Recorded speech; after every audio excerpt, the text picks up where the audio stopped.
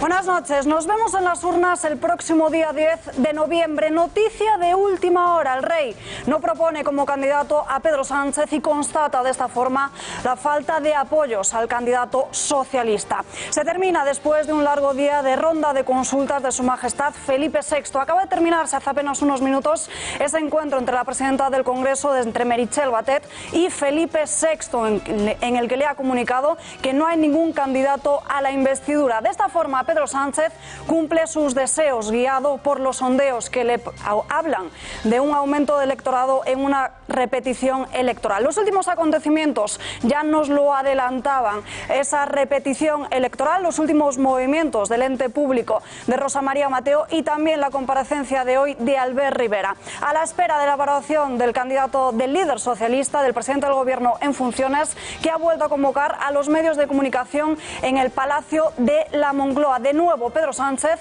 vuelve a usar este atril para hacer un mitin electoral. Más noticias en titulares.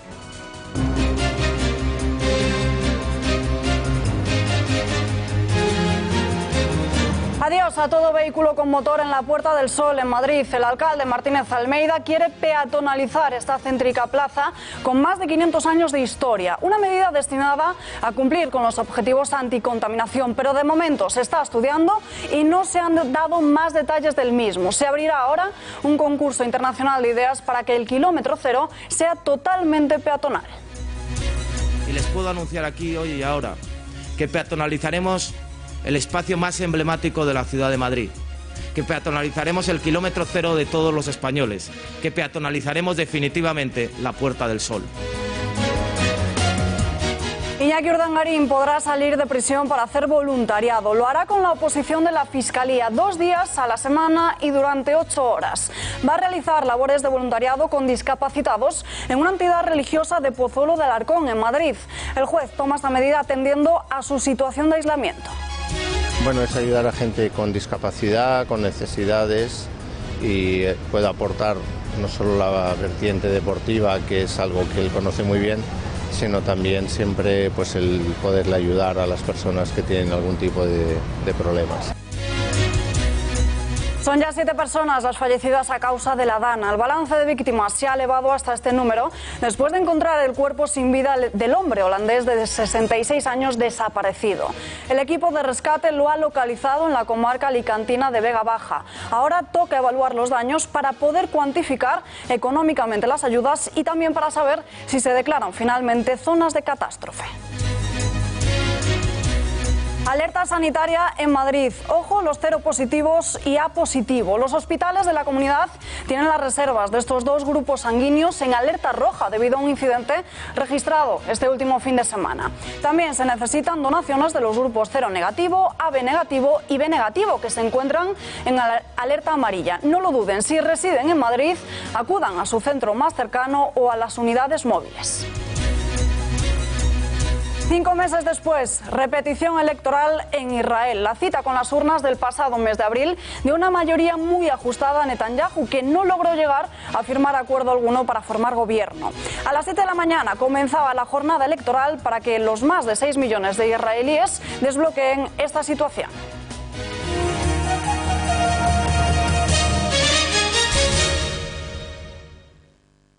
Se lo adelantamos al inicio de este informativo. Estamos muy pendientes de Pedro Sánchez en esa rueda de prensa que va a dar en el Palacio de la Moncloa, donde había convocado a los medios de comunicación a las 8:30. Seguiremos muy pendientes de esa señal para saber cuál es la valoración que hace el socialista de estos últimos acontecimientos, porque, como les hemos dicho, nos vemos en las urnas el próximo 10 de noviembre. El rey finalmente ha decidido que Pedro Sánchez no cuenta con los apoyos suficientes para anunciarle, para darle esa responsabilidad de formar gobierno. Esta misma tarde, Pablo Casado se ha mostrado inamovible. No ha cedido ni un milímetro de su postura del pasado 28 de abril. Se ha vuelto a erigir como líder de la oposición, justificando de esa forma que no posibilitaría de ninguna forma la continuidad de Sánchez en la Moncloa.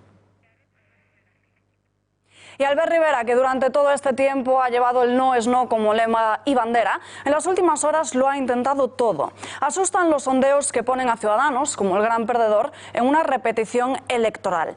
Ayer pedía la abstención conjunta de su partido y del PP. Hoy solicitaba una reunión urgente con Pedro Sánchez a cambio de esos 3 puntos, País Vasco, Cataluña y los impuestos. El líder del Partido Naranja, dice el socialista, ha descartado su apoyo, pero que todavía tiene la oportunidad Sánchez de cambiar el rumbo de la situación. Le he trasladado la posición de nuestro partido, le he dicho al rey que Ciudadanos ha propuesto una solución de Estado, una solución que pasa, lógicamente, por una rectificación y un movimiento por parte del señor Sánchez. Esta misma mañana también he hablado con Pedro Sánchez y le he trasladado esa misma posición. Ciudadanos le ha dicho a Pedro Sánchez, y hoy le hemos dicho al rey, que si Sánchez rectifica, todavía hay tiempo de que este país se ponga en marcha. Pero ahora mismo solo hay una persona que tiene que decidir si quiere un acuerdo de gobierno con populistas y nacionalistas, si quiere una solución de Estado con los constitucionalistas o si, como muchos piensan, quiere elecciones desde el primer día para que España siga bloqueado otros 6 meses. La única persona que puede contestar a estas preguntas es Pedro Sánchez.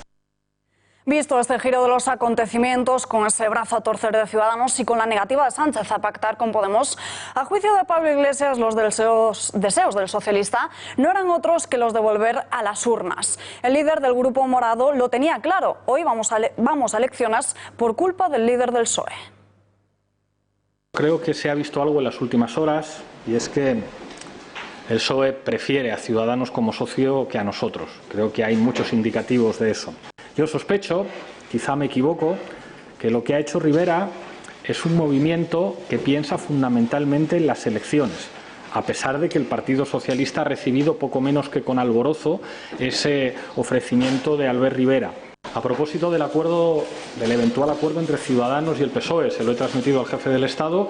Si se produce un acuerdo entre el PSOE y Ciudadanos, el Grupo Confederal lo examinará, lo valorará y en función de eso decidirá su voto o decidirá si corresponde hacer las consultas pertinentes a la militancia. Respecto a que el rey espere, bueno, yo creo que es razonable. Pedro Sánchez tiene 2 ofertas encima de la mesa y tiene tiempo. Tiene una oferta por la izquierda, una oferta de compartir responsabilidades con nosotros en un gobierno conjunto, y tiene una oferta por la derecha que le ha hecho Ciudadanos. Es verdad que Pedro Sánchez tiene tiempo para decidirse si acepta alguna de las 2 ofertas que tiene para ser presidente del gobierno. Por su parte, Santiago Abascal ha vuelto a reiterar que los 24 diputados de Vox votarían en contra de esa hipotética investidura de Pedro Sánchez. A pesar de que la mayoría de los sondeos vaticinan su retroceso de su formación, el líder de la misma ha asegurado preferir elecciones para dar un respiro a los españoles y que no tengan que soportar al socialismo en el gobierno.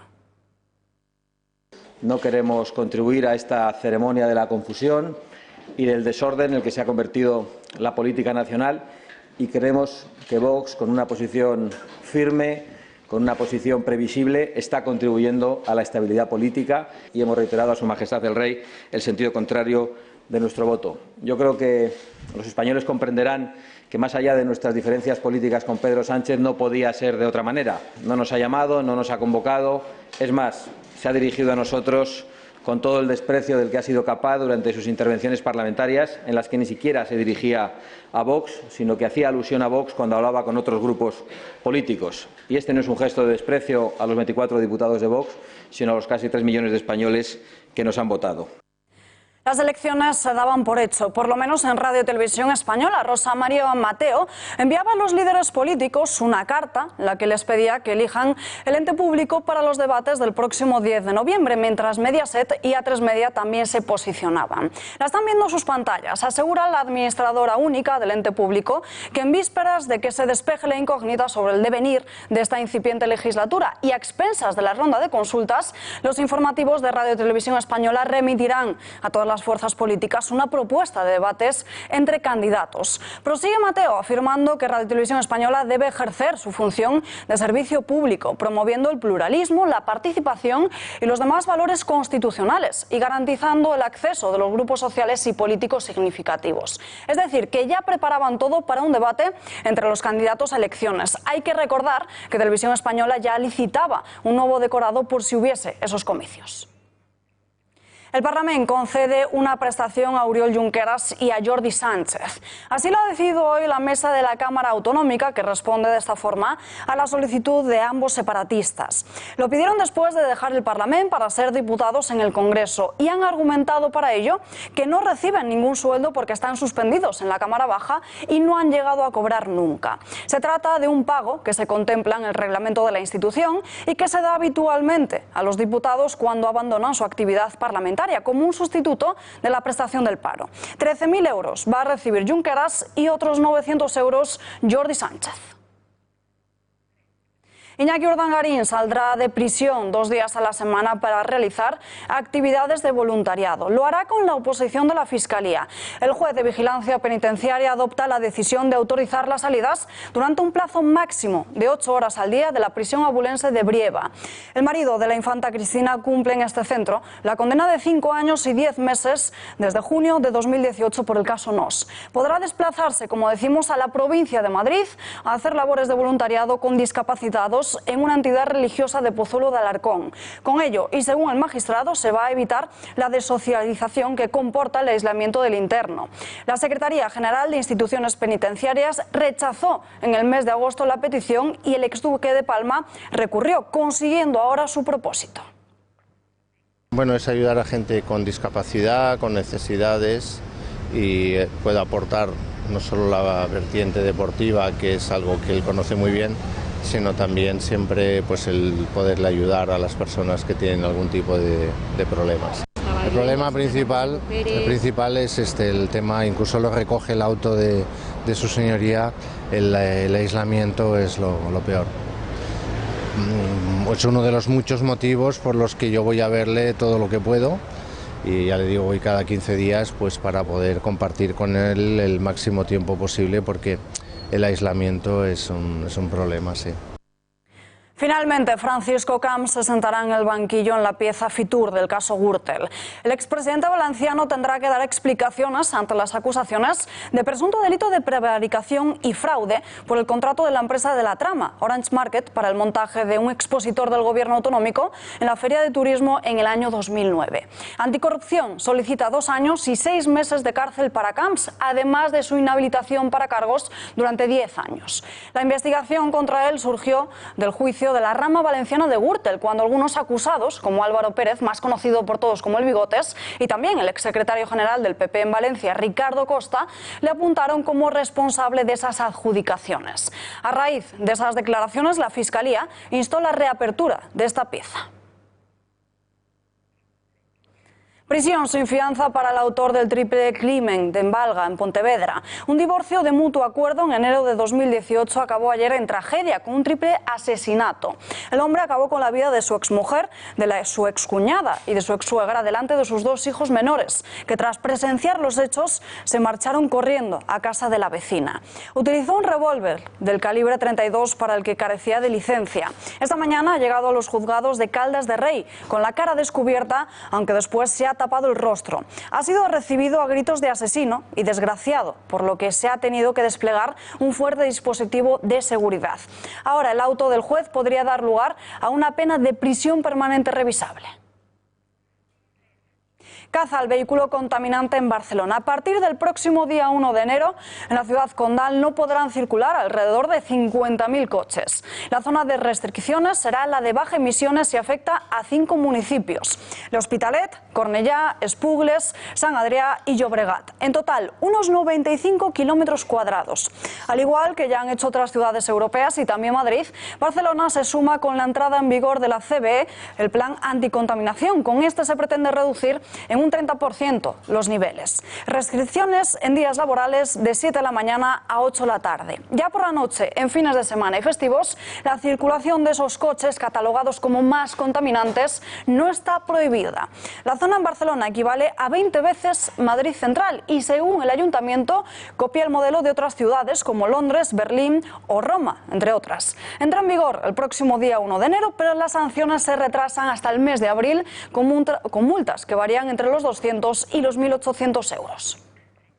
Después de las idas y venidas con Madrid Central, anuncio de nuevas medidas para reducir los altos niveles de contaminación. Despídanse de los coches y autobuses en Puerta del Sol.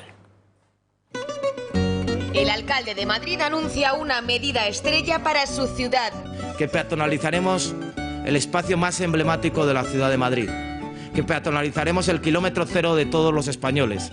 Martínez Almeida peatonalizará definitivamente la Puerta del Sol para intentar mejorar, dice, la calidad del aire de los madrileños, que los pocos coches que circulaban por ella ya no puedan hacerlo. Y lo haremos además en colaboración con el Colegio Oficial de Arquitectos de Madrid para lanzar un concurso internacional de ideas para a lo largo de esta legislatura poder alcanzar esa peatonalización. Así que, ¿cómo será el Sol de Almeida? De momento sabemos que la parte peatonal no solo será del kilómetro cero, sino también de sus calles aledañas, desde una parte de la calle Mayor hasta el otro extremo este, a la carrera de San Jerónimo. Pero eso sí, se permitirá el acceso a los aparcamientos que ya existen en la zona. En cuanto a Madrid Central, su nuevo plan de restricción al tráfico no ampliará el perímetro actual, mantendrá la zona establecida por Manuela Carmena. Y cuando Almeida es preguntado por los comerciantes de la zona, pide mano dura contra los manteros. Es imprescindible una lucha eficaz contra la venta ambulante ilegal. Es imprescindible que no haya tolerancia ni mensajes de comprensión en la ciudad de Madrid hacia la venta ambulante ilegal. Y es imprescindible que la Policía Municipal sepa que cuenta con el respaldo total y absoluto del equipo de gobierno. Fue uno de los puntos negros de la gestión del anterior Ayuntamiento de Madrid y eje de las promesas electorales del PP en la campaña de las municipales.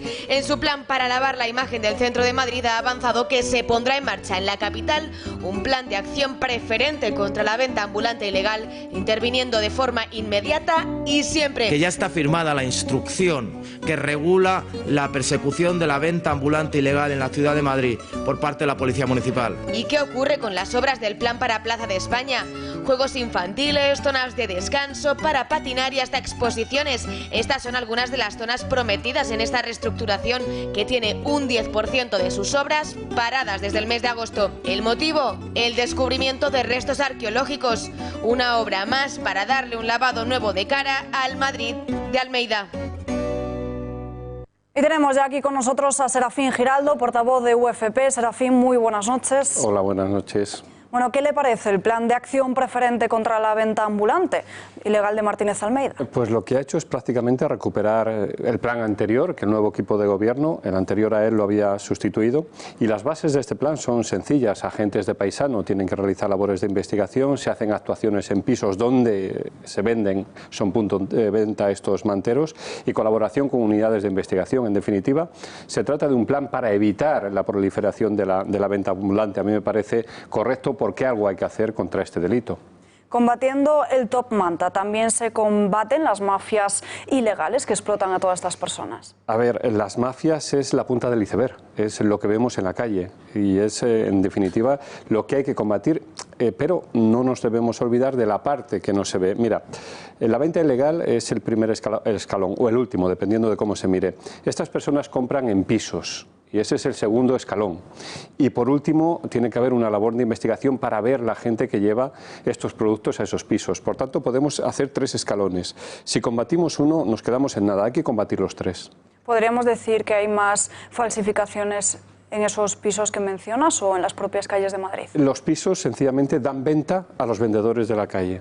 Con lo cual hay que actuar sobre estas 3 fases o estos 3 puntos, sobre la calle, sobre los pisos que venden a la gente que vende en la calle y por último sobre las mafias que llevan esos productos a los pisos. Son 3 fases de un mismo delito.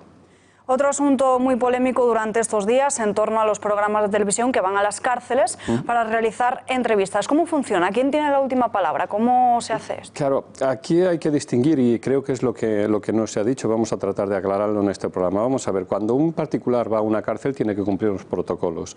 Cuando van los periodistas, si este equipo quisiera ir a una cárcel, tiene que solicitar permiso al gabinete de prensa. Es el gabinete de prensa a través de la Secretaría General quien da o no da autorización. Y autorizan con unas condiciones. Vosotros no tenéis que pasar por el mismo sitio donde pasan los particulares. Seréis recibidos por un equipo también de allí de la cárcel y os conducirá dependiendo del programa que queráis realizar. Lo que hay que fiscalizar son las autorizaciones de ese gabinete de prensa, a quién autoriza y en qué condiciones.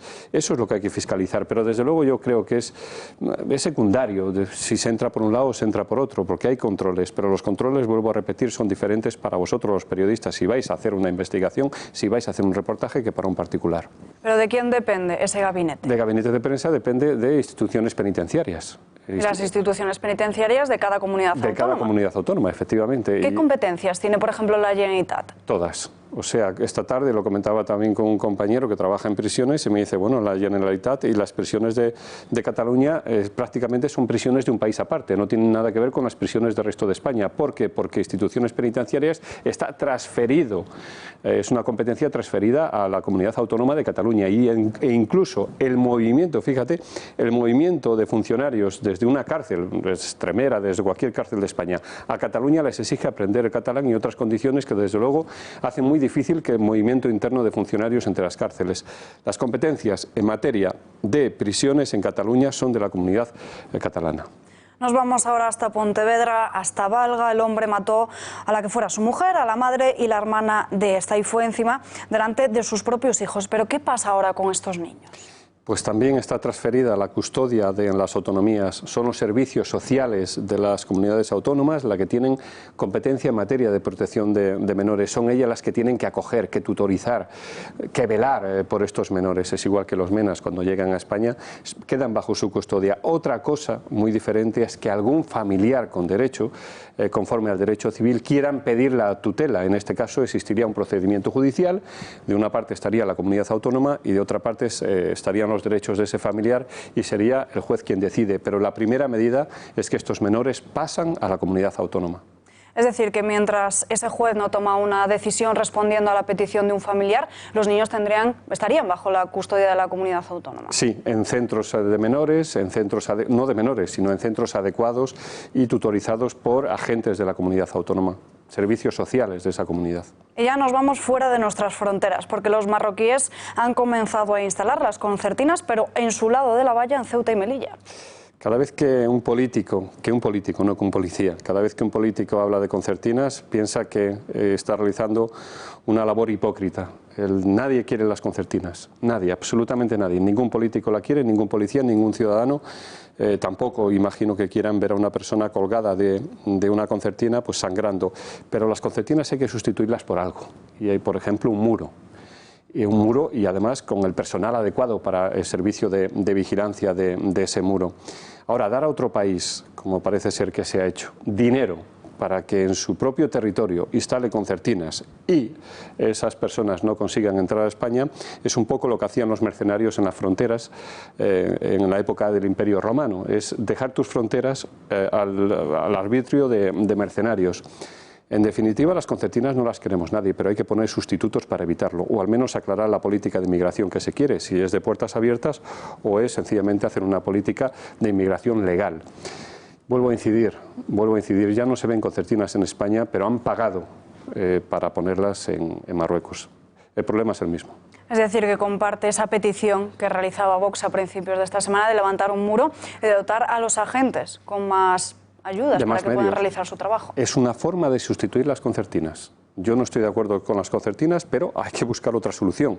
Si hay alguien que me dice que poniendo un muro en las debidas condiciones y más personal humano, a mí me parece una propuesta correcta. Pues Serafín Giraldo, muchísimas gracias por estar aquí con nosotros. Muy buenas noches. Un placer. Hallan el cadáver del holandés de 66 años desaparecido, por lo que son 7 personas las que han perdido sus vidas a consecuencia de la Dana. Agentes del equipo de rescate de montaña de la Guardia Civil han recuperado este martes a mediodía el cuerpo sin vida de este hombre en la comarca alicantina de Vega Baja, a 6 kilómetros del punto en el que desapareció. Esta localidad es una de las más afectadas por el temporal de la gota fría. Arganda del Rey trata de paliar las consecuencias de las lluvias torrenciales. Los vecinos continúan achicando agua de sótanos y de casas de campo. Un día después de desplazarse hasta la zona, la presidenta de la Comunidad de Madrid, Isabel Díaz Ayuso, ha anunciado la aprobación de una partida extraordinaria dotada con 3 millones de euros para ayudas a los municipios que sufrieron los peores efectos durante el fin de semana pasado a causa del temporal. La comunidad también valora solicitar al Gobierno la declaración de zona catastrófica para estos 3 municipios, pero esta decisión se va a tomar una vez que los daños estén cuantificados. Las localidades más afectadas son esas 3, Arganda del Rey, Villar del Olmo y Nuevo Baztán, pero otras 19 de Madrid han sufrido daños en instalaciones, pavimentaciones o en viviendas. por la entrada del agua. En el Levante las ayudas llegarán a sumar hasta los casi 100 millones de euros, pero todavía no se sabe a ciencia cierta, ya que quedan muchas zonas por evaluar. La Junta de Andalucía estima 75 millones de euros para atender a esta emergencia. También el presidente en funciones, Pedro Sánchez, en su visita a Albacete para conocer de primera mano los daños producidos, ha prometido ayudas. Y nos vamos, hablando de Pedro Sánchez precisamente, hasta el Palacio de la Moncloa, rueda de prensa del presidente del Gobierno en funciones. Parece que todavía no tenemos esa conexión y seguimos hablando de la gota fría, porque ¿qué es lo que deben hacer ahora todos esos vecinos que tengan sus casas anegadas, se hayan visto afectados de alguna forma? Se lo desvelamos en unos minutos, así que si ustedes son afectados, Alberto Soto nos cuenta cómo realizar esas ayudas. Parece que, Alberto, todavía no tenemos esa conexión y seguimos hablando de todo esto porque las riadas, los truenos y las lluvias torrenciales se cobraron los peores momentos en la jornada del pasado viernes. Mientras muchos vecinos de Murcia temían por sus vidas y perdían casi todo lo que tenían, el director de emergencia de Murcia se fue al teatro. Esta misma tarde ya ha sido cesado. Pablo Ruiz Palacios decidió ausentarse de su obligación, dio la espalda a los murcianos y se fue a ver La telaraña, una obra de teatro en el Romea, en la capital de la región. El dirigente de Seguridad Ciudadana y Emergencias tomó posesión de su cargo hace unos días. Estuvo disfrutando de esta obra, o lo intentó, porque él asegura que se quedó dormido, fruto del cansancio de todo el día. Ruiz Palacios ha reconocido que fue un completo error, que no volvería a producirse, pero como decíamos, ha sido cesado.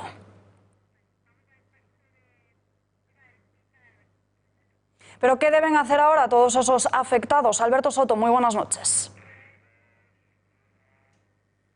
Buenas noches, Alba. Ya con el temporal aminorando su paso, toca ahora evaluar los daños, pero vamos a ver cómo solicitar las ayudas si usted ha resultado afectado.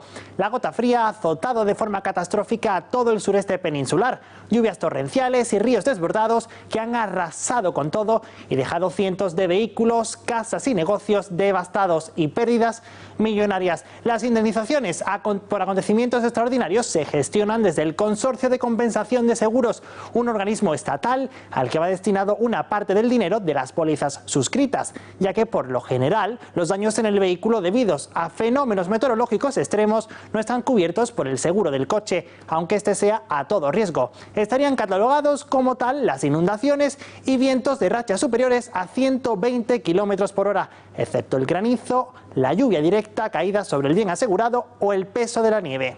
¿Cómo solicitar las indemnizaciones? Lo primero es dar parte de los daños. No existe un plazo para solicitarla y puede realizarla el propio asegurado o en su representación, su entidad aseguradora o el corredor de seguros a través de un teléfono gratuito, el 900-222-665 o a través de internet en la www.consorseguros.es con DNI o certificado electrónico. Y posteriormente se recibirá la visita de un perito que valorará los daños, pero en el caso que sean personales, como el de fallecimiento, invalidez o incapacidad temporal, o también el de pérdida de beneficios, la comunicación de daños habrá de hacerse por escrito. En el caso de automóviles inundados, el asegurado tendrá derecho a indemnización del consorcio, cualquiera que sea la cobertura que tuviera contratada. Basta con la cobertura legalmente obligatoria de responsabilidad civil, básicamente la conocida por daños a terceros, para tener derecho a solicitar la indemnización. Y si tiene un negocio, el temporal le ha causado una pérdida de beneficios, también tiene derecho a compensación si lo tiene expresamente asegurado en su póliza. Se estima que se van a recibir más de 30.000 solicitudes y que el coste total de las indemnizaciones a abonar a dichos asegurados ascenderá a 203 millones de euros aproximadamente. Y por parte del Gobierno también habrá ayudas, así lo ha asegurado este sábado Pedro Sánchez, para la reconstrucción y remodelación de las zonas afectadas por las lluvias torrenciales. Al mismo tiempo, el Gobierno valorará declarar el Levante zona catastrófica, pero habrá que esperar a que estas promesas se cumplan finalmente, ya que las ayudas por la riada mortal de octubre de 2018 en Mallorca aún no han llegado y van ya con un año de retraso. Unas ayudas cifradas en 20 millones de euros que prometió al día siguiente de las inundaciones Pedro Sánchez. Así que es ya momento de evaluar daños, Alba. Gracias, Alberto, y muy buenas noches. Si ACS construirá una estación del metro de Sídney por 290 millones. La compañía de CIMIC se va a ocupar del diseño y la construcción de esta nueva estación de 250 metros de longitud. Junto a otra empresa se encargará también de la construcción de 2 edificios sobre la misma estación.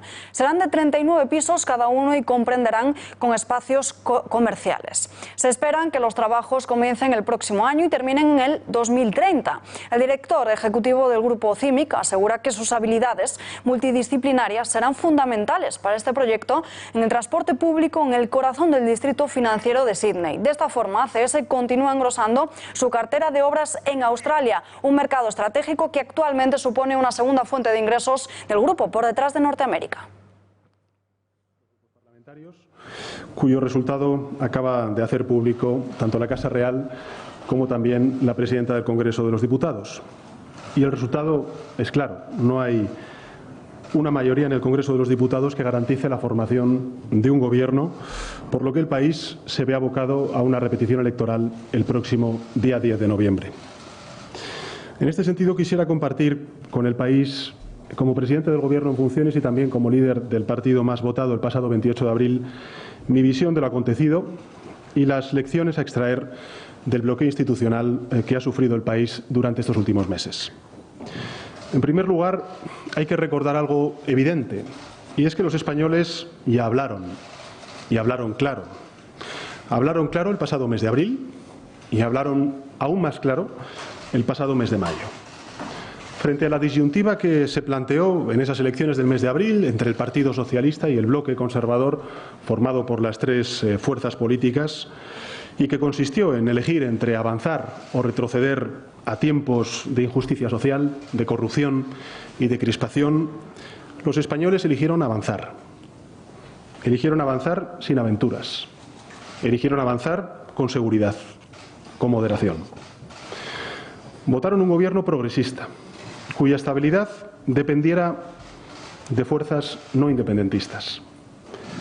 Y como he reiterado desde el pasado mes de abril, para que la gobernabilidad de nuestro país no estuviera condicionada por los votos de fuerzas independentistas, necesitábamos no del apoyo, pero sí de la abstención técnica de las fuerzas conservadoras, en particular del Partido Popular y de Ciudadanos. Insisto, no un apoyo, tan solo una abstención que permitiera facilitar el único gobierno posible desde la aritmética parlamentaria que arrojaron las urnas el pasado 28 de abril. Un gobierno progresista liderado por el Partido Socialista, que fue quien ganó las elecciones. Lamentablemente, los conservadores españoles poco tienen que ver con los conservadores europeos y han optado por desentenderse de la estabilidad de nuestro país. Desgraciadamente, el partido que se dice de centro liberal nada tiene que ver con el centro ni con los liberales de Europa y prefiere poner un cordón sanitario a la socialdemocracia y abrazar, como hemos visto en distintos gobiernos autonómicos, a la ultraderecha española. Por otra parte, como saben ustedes, para conformar el apoyo a un gobierno progresista necesitábamos también del acuerdo de Unidas Podemos. Y esto tampoco ha sido posible. Y en esto también es singular España, porque Unidas Podemos es el único partido a la izquierda de la socialdemocracia que ha impedido 4 veces, insisto, 4 veces, 2 en 2016 y 2 en 2019, un gobierno progresista, bloqueando junto a la mayoría conservadora de la Cámara la formación de un gobierno liderado por el Partido Socialista. Por lo tanto, en esta ocasión ha sido imposible cumplir con el mandato electoral de los españoles el pasado 28 de abril. Lo he intentado por todos los medios, pero nos lo han hecho imposible. He procurado conformar un gobierno para España. Y digo un gobierno, no cualquier gobierno, sino el que, a mi juicio, necesita España ante los desafíos que tenemos por delante. Un gobierno moderado, sin frentismos, desde el acuerdo, que gobierne desde valores progresistas, pero que lo haga para la mayoría social de nuestro país, con vocación de transformación y también de acuerdo en las grandes reformas que necesita España. El único límite ha sido no aceptar un gobierno minado de entrada por la división y por la desconfianza y un gobierno cuya estabilidad no descansara exclusivamente en las fuerzas independentistas. Y lo dije en la sesión de investidura fallada el pasado mes de julio. Si me viera obligado a elegir entre la presidencia de un gobierno dividido en dos y condenado en consecuencia al fracaso y mi deber de defender el interés general de mi país, elegiría siempre el interés general de mi país, elegiría siempre proteger a España. Y es lo que he tenido que hacer finalmente. España no necesita un gobierno para una investidura, necesita un gobierno para una legislatura. Los españoles necesitan un gobierno estable, coherente, no un gobierno compartimentado, paralizado por sus propias contradicciones y con fecha de caducidad. Ni mucho menos un gobierno a prueba o sometido a hipotecas. Los españoles lo que necesitan es un gobierno capaz de encarar los retos importantes, trascendentales que tenemos como país. En primer lugar, los retos que corresponden a nuestra época. La corrección de las injusticias sociales, la creación de empleo, el sostenimiento de nuestro sistema público de pensiones, la plena igualdad de la mujer, la conquista en el liderazgo de la revolución digital, la respuesta a la emergencia climática y el fortalecimiento de nuestro proyecto común como país y también de Europa. Y en segundo lugar, junto a esos desafíos que corresponden a nuestra época, otras amenazas coyunturales mucho más inmediatas. El enfriamiento económico internacional, el peligro de las sacudidas de un Brexit duro y aquí en casa las consecuencias políticas de la sentencia del procés sobre la crisis catalana. En solo un año creo que este Gobierno ha demostrado que los problemas de España se pueden atajar y se pueden superar desde una óptica progresista. Aún continúan existiendo, pero hemos comenzado a reducir las tensiones territoriales. Aún queda mucho por hacer. Ya dije que sería una tarea que exigiría tiempo y dedicación, serenidad y mesura, diálogo y también firmeza, pero sobre todo y ante todo tener las ideas claras de hacia dónde ir. Y el Gobierno en funciones ha tenido siempre claro que nuestro horizonte debía ser la reconstrucción de la convivencia y salvaguardar la integridad territorial, la soberanía nacional, el ordenamiento constitucional y nuestro Estado autonómico. Hemos reconducido también la inmigración ilegal. Hemos demostrado que se puede combatir con eficacia a las mafias migratorias y hacerlo además desde el respeto a los derechos humanos y a la legalidad internacional. Hemos recuperado el protagonismo internacional. Hemos constatado que se pueden defender los intereses de España sin aislarse. Es más, que los intereses de España se defienden mejor con la máxima presencia en espacios de poder e instituciones internacionales y europeas. Hemos demostrado también que se puede crecer y repartir, que se puede crecer con justicia social, que es posible crear empleo, hacer crecer a la economía y, al mismo tiempo, ocuparse de los trabajadores con condiciones salariales más precarias y de las familias más desfavorecidas. Y si la economía se enfría, demostraremos que los tiempos duros se pueden encarar sin dejar a nadie atrás, ocupándonos antes de los más débiles y distribuyendo las cargas con justicia. Hemos demostrado, en fin, que se puede gobernar con limpieza, con ejemplaridad, que se pueden evitar los comportamientos intolerables y sancionar toda aquella conducta reprochable. En fin, como he dicho al principio, los españoles hablaron muy claro el pasado mes de abril y el pasado mes de mayo. Lo hicieron en 4 ocasiones. Pero, desgraciadamente, 2 fuerzas políticas conservadoras y una fuerza política de izquierdas han preferido bloquear la formación del Gobierno que las urnas reclamaron. Les pediremos a los españoles que lo digan aún más claro el próximo 10 de noviembre, para que se respete el resultado electoral y todos los partidos lo atiendan. Los españoles han dicho claro en 4 ocasiones, el pasado mes de abril y el pasado mes de mayo, que España quiere caminar por la senda progresista y que quiere avanzar con justicia social. Les pediremos el próximo 10 de noviembre que lo digan aún más claro. Nos dijeron el pasado mes de abril y el pasado mes de mayo que quieren un gobierno coherente, sólido. Les pediremos que lo digan aún más claro para ser escuchados y que no haya más bloqueos. Para que España, en definitiva, entre de una vez por todas en una senda de estabilidad, de serenidad, que son imprescindibles para avanzar y para abordar los grandes retos y transformaciones que tiene por delante nuestro país. Y sin más, quedo a disposición de los medios de comunicación para responder a sus preguntas.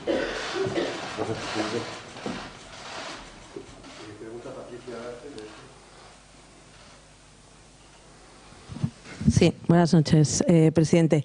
Me gustaría saber si hace usted algún tipo de autocrítica de la estrategia negociadora que ha tenido en todo este proceso y qué parte de responsabilidad tiene usted en este fracaso.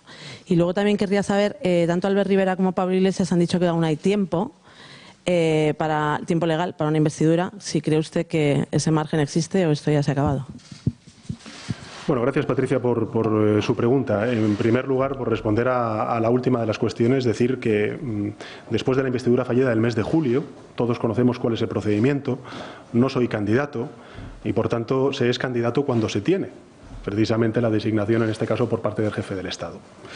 Por tanto, lo que se ha constatado después de la ronda con los distintos grupos parlamentarios es que no hay bases suficientes, no hay garantías para que se pueda poner en marcha una investidura que no sea nuevamente fallida. Y yo creo que es importante el que tampoco se generen falsas expectativas, se creen falsas expectativas entre la ciudadanía con una investidura que esté abocada al fracaso. Y en segundo lugar, por responder a su pregunta inicial, decirle que nosotros lo hemos intentado todo y que nos lo han hecho imposible. Nosotros hemos propuesto hasta 5 fórmulas de colaboración y cooperación con quien hemos designado fuera nuestra socio principal o socio preferente.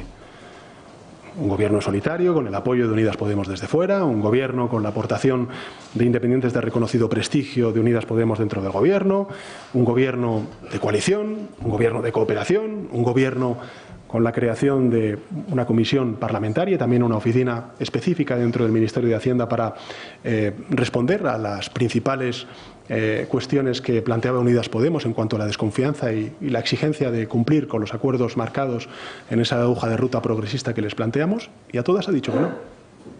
Hay que recordar que Unidas Podemos el 28 de abril propuso una coalición, el 17 de septiembre propone una coalición y el 24 de julio propuse una coalición con una vicepresidencia del Gobierno y con 3 ministerios de carácter social, y que Unidas Podemos rechazó. No solamente rechazó, descalificó, diciendo que la igualdad, las políticas de sanidad, las políticas de bienestar social, las políticas de consumo, las políticas de ciencia, las políticas de universidades, las políticas de agricultura, las políticas de cultura, son políticas, en fin, accesorias.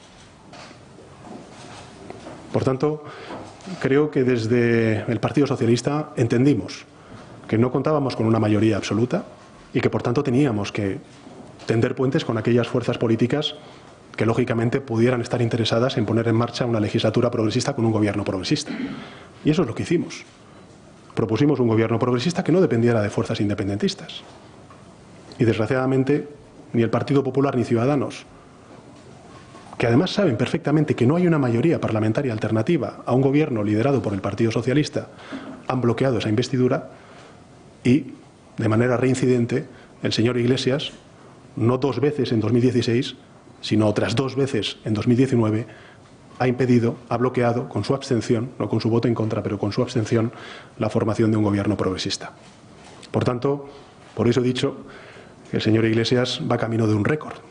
Y es que a la izquierda del Partido Socialista, no en España, sino en Europa, nunca ha habido en Europa un partido de izquierdas que vete 4 veces en menos de 5 años la formación de un gobierno liderado por el Partido Socialista.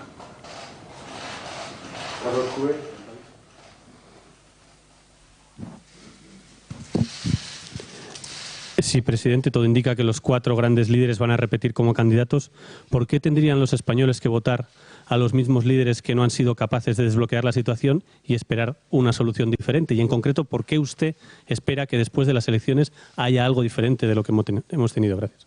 Bueno, yo creo que lo hemos dicho a lo largo de estos últimos meses. Creo que lo más importante, Carlos, como plantea usted en su cuestión, en su pregunta, es que todos asumiéramos nuestro resultado electoral.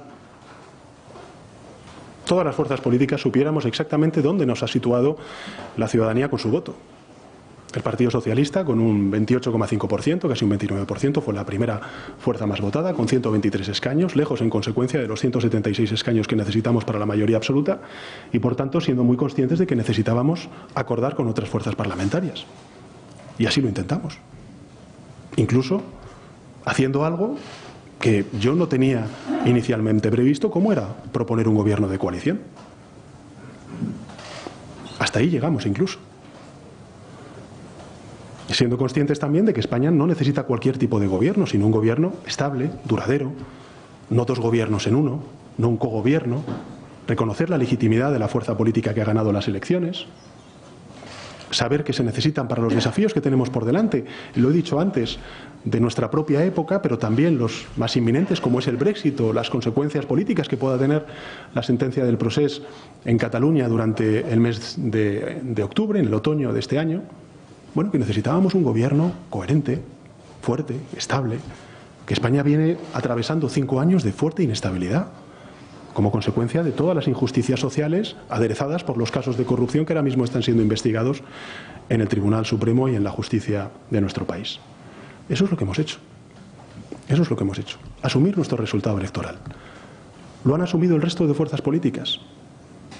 Ha asumido, por ejemplo, el Partido Popular, que hoy tiene 66 escaños y un 16%, y que, por tanto, una fuerza política que ha gobernado junto con el Partido Socialista a lo largo de estos últimos 40 años de democracia tenía que garantizar una cierta estabilidad en nuestro país, sobre todo en momentos críticos como los que vamos a vivir durante los próximos meses.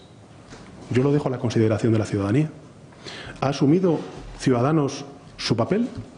Ese papel de pivotar a izquierda y a derecha y de garantizar la estabilidad política del país, sobre todo en un momento como el actual, donde efectivamente vamos a necesitar un gobierno con plenas capacidades para hacer frente al enfriamiento de la economía, el Brexit y también las consecuencias políticas en Cataluña. Lo dejo a la consideración de la ciudadanía. ¿Ha asumido también Unidas Podemos su resultado electoral? Ser la cuarta fuerza política del país y, por tanto, complementar, ayudar a la formación de un gobierno progresista. Lo dejo a la consideración de los ciudadanos. A mi juicio no. Creo, honestamente, que Unidas Podemos es, de nuevo, la formación política que ha malogrado el que pueda haber un gobierno progresista en nuestro país, y a las fuerzas conservadoras, al Partido Popular y a Ciudadanos, pues señalar la gran contradicción de señalar al Partido Socialista como un partido que se alía con fuerzas independentistas y precisamente tratar de empujar al Partido Socialista a gobernar con esas fuerzas independentistas a los cuales ellos denigran constantemente en sus críticas. Esa es la gran contradicción de lo que estamos viviendo. Y por tanto, yo lo que le digo a los españoles es que el próximo 10 de noviembre tenemos una oportunidad de decir las cosas más claras, de decir las cosas mucho más claras, para que se escuchen y para que los ciudadanos y ciudadanas sepan que el resto de partidos políticos van a atender a su voluntad.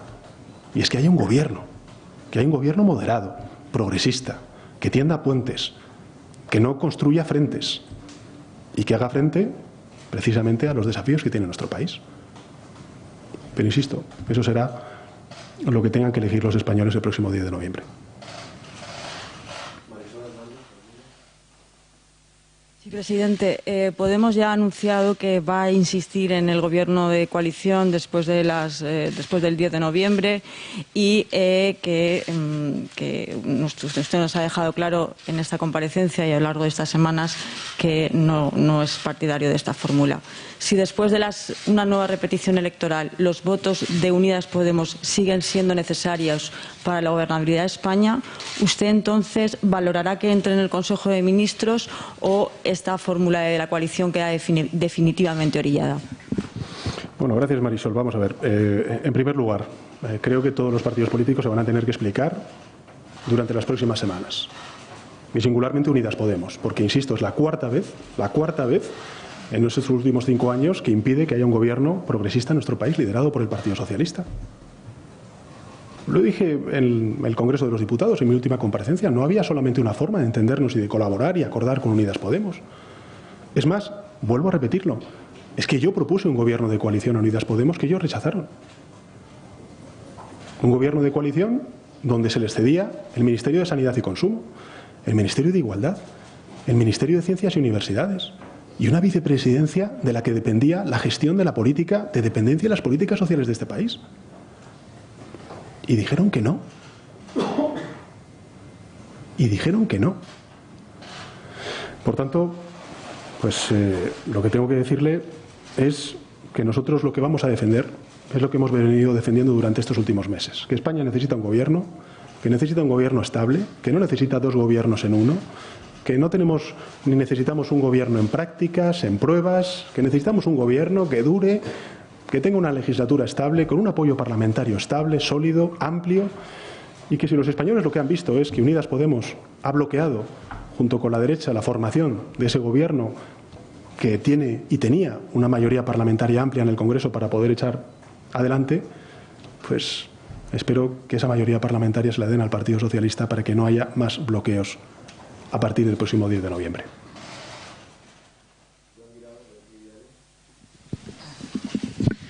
Presidente, buenas noches. Ha hablado usted de que los españoles hablen claro el 10 de noviembre. ¿Cree que tienen que hablar claro también ustedes, los candidatos, y pedir perdón a los españoles tras lo vivido durante estos meses, después del fracaso?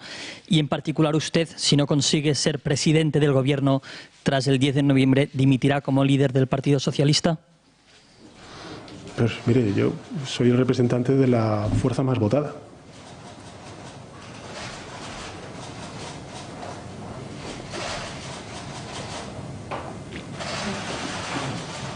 Y pedir perdón.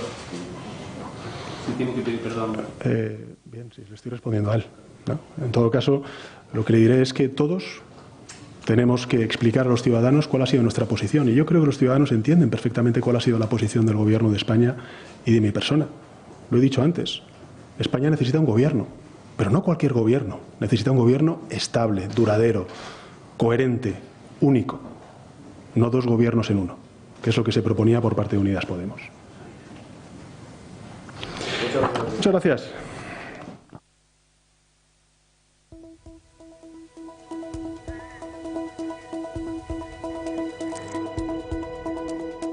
Se termina esa comparecencia de Pedro Sánchez, ya estamos en campaña electoral y Pedro Sánchez así lo ha demostrado. Ha hablado como si estuviese en un mitin, ha mencionado a Cataluña, también se ha referido a la emigración, a la economía, a los puestos de trabajo, a los salarios. Empezaba su discurso, esa comparecencia en el atril de la Moncloa, asegurando, reconociendo que no tenía los apoyos suficientes para volver a presentarse a una investidura.